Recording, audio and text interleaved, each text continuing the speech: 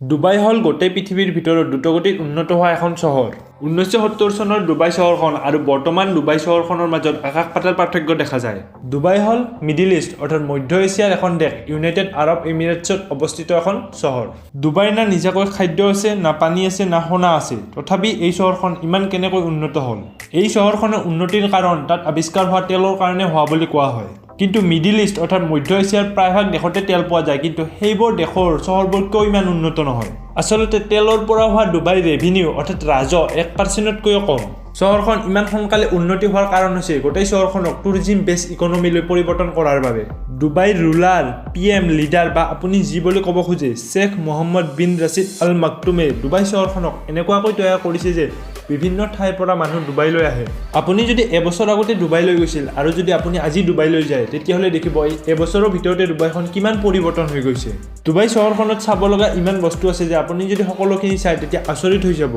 Burj খালিফাৰ কথাটো আপোনালোকে সকলোৱে শুনিছেই পৃথিৱীৰ আটাইতকৈ ওখ বিল্ডিং 2010 চনত এই বিল্ডিংটো ডুবাইত নিৰ্মাণ কৰা হৈছিল 828 মিটাৰ উচ্চতাৰ এই বিল্ডিংটোত 107টা ফ্লোৰ আছে বৰ্তমান ডুবাইত বুৰ্জ খালিফাতকৈ ওখ এটা বিল্ডিং নিৰ্মাণ কৰি আছে 2020 চনৰ ভিতৰত এই বিল্ডিংটো নিৰ্মাণ হ'ব বুলি আকাংক্ষা আছে ডুবাই মিৰেকল গাৰ্ডেন পৃথিৱীৰ আটাইতকৈ ডাঙৰ এইখন ফুলৰ বাগিচা ইয়াত বিভিন্ন প্ৰজাতিৰ ফুল পোৱা যায় ডুবাই চহৰখন মৰুভূমিস্থিত হোৱাৰ পিছতো ইয়াত বালিৰ মাজতে বিজ্ঞানৰ নতুন প্ৰযুক্তিৰ দ্বাৰা বাগিচা নিৰ্মাণ কৰিছে পৃথিৱীৰ আটাইতকৈ দামী হোটেল বুৰ্জ আল আৰব ডুবাইৰ এটা আইলেণ্ডত সৰু আইলেণ্ডত দ্বীপত অৱস্থিত এই হোটেলখন পৃথিৱীৰ একমাত্ৰ এখন 7 ষ্টাৰ হোটেল ইয়াৰ উপৰি ডুবাইত বহুতো 5 ষ্টাৰ হোটেলো আছে ডুবাই আৰ্টিফিচিয়েল পদ্ধতিৰে বস্তু বনোৱাত বিখ্যাত সাগৰৰ মাজত বালি আৰু শিলৰ সহায়ত পাম জুমেৰা মেন আইলেণ্ড অৰ্থাৎ মানুহে বনোৱা দ্বীপ তৈয়াৰ কৰিছে মানুহৰ দ্বাৰা নিৰ্মাণ কৰা এই দ্বীপটোত বিভিন্ন শ্বপিং মল হোটেল আৰু ৰেষ্টুৰেণ্ট আছে মহাকাশৰ পৰা এই দ্বীপটো অতি সুন্দৰভাৱে দেখা পোৱা যায় পৃথিৱীৰ ভিতৰত আটাইতকৈ ডাঙৰ শ্বপিং মল দা ডুবাই মল ডুবাইতে অৱস্থিত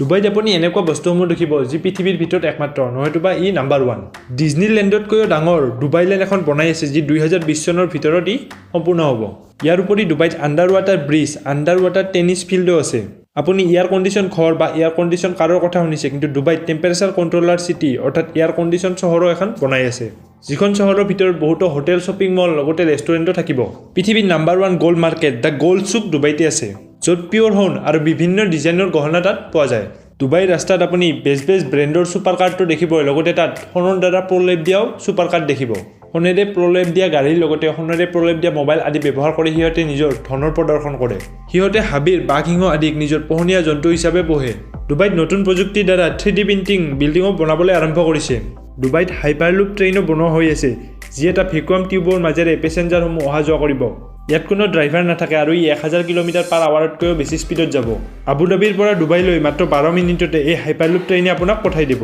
ডুবাইত পেচেঞ্জাৰ ড্ৰোনো আছে যিখনক আপুনি 150 কিলোমিটাৰ পাৰ আৱাৰ স্পীডত ইখন ঠাইৰ পৰা সিখন ঠাইলৈ যাবলৈ ফ্লাইং টেক্সি হিচাপে ব্যৱহাৰ কৰিব পাৰে ইয়াৰ মৰুভূমিৰ বালিৰ ওপৰত কাৰ ৰাইড লগতে উটৰ দৌৰ খেল আদি অনুষ্ঠিত হয় যিবোৰ চাবৰ বাবে দেশ বিদেশৰ পৰা মানুহ ডুবাইলৈ আহে ডুবাই চহৰৰ ৰাতিৰ দৃশ্য চাব লগা দৃশ্য ডুবাইৰ এই আচৰিত নিৰ্মাণসমূহ চাবৰ বাবে পৃথিৱীৰ বিভিন্ন দেশৰ পৰা প্ৰতি বছৰে লাখ লাখ টুৰিষ্ট ডুবাইলৈ আহে যাৰ ফলত ডুবাই চহৰখন টুৰিজিম ইকনমিলৈ পৰিৱৰ্তিত হৈছে আৰু নতুন প্ৰজেক্ট নিৰ্মাণ কৰি আগুৱাই গৈছে ডুবাইত যিহেতু ইনকাম টেক্স দিব নালাগে তাৰ বাবে দেশৰ বিভিন্ন প্ৰান্তৰ পৰা মানুহে ইয়াত ব্যৱসায় কৰিবলৈ আহে ডুবাই টেক্স ফ্ৰী ইকনমি হোৱাৰ বাবে ডাঙৰ ব্যৱসায়বোৰে ইয়াত ইনভেষ্ট কৰে আৰু প্ৰতি বছৰে ডুবাই চহৰখন উন্নত হৈ গৈ আছে পৃথিৱীৰ ভিতৰত ধনী পুলিচৰ কথা ক'বলৈ গ'লে ডুবাই পুলিচৰ আপুনি নাম ল'ব লাগিব প্ৰত্যেক ব্ৰেণ্ডৰে ছুপাৰ কাৰ ডুবাই পুলিচৰ হাতত আছে ইয়াৰ পুলিচ ষ্টেচনসমূহ স্মাৰ্ট পুলিচ ষ্টেচন আপুনি যদি কোনোবাৰ ক্ৰিমিনেল ফাইল বিচাৰে বা কোনোবাই যদি কমপ্লেইন কৰে বা এক্সিডেণ্ট যদি আপুনি ডাইৰেক্ট ইয়াত মেচিনত কৰিব পাৰিব যাৰ ফলত ইয়াত কোনো খোজ নচলে ডুবাইত এই ইছলামিক শাসন ইমান কাঢ়া যে আপুনি যদি কোনোবা পাব্লিক প্লেচত থাবতি ধৰে বা কোনোবাক যদি চুমা খায় তেতিয়াহ'লে আপুনি ডাইৰেক্ট জেলত যাব লাগিব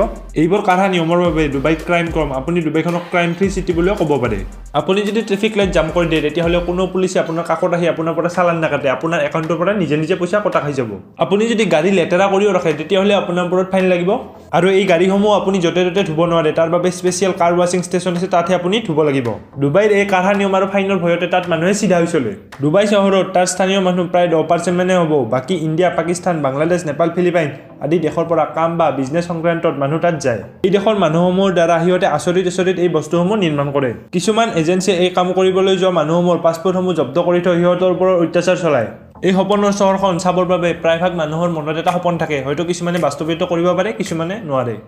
যদি ভিডিঅ'টো ভাল লাগিল লাইক কৰিব আৰু চেনেলটো সাবস্ক্ৰাইব কৰি তাৰ কাষত থকা বেল আইকনটো দবাই অলত ক্লিক কৰি দিব তেতিয়া আপুনি নতুন নটিফিকেশ্যনবোৰ পাই থাকিব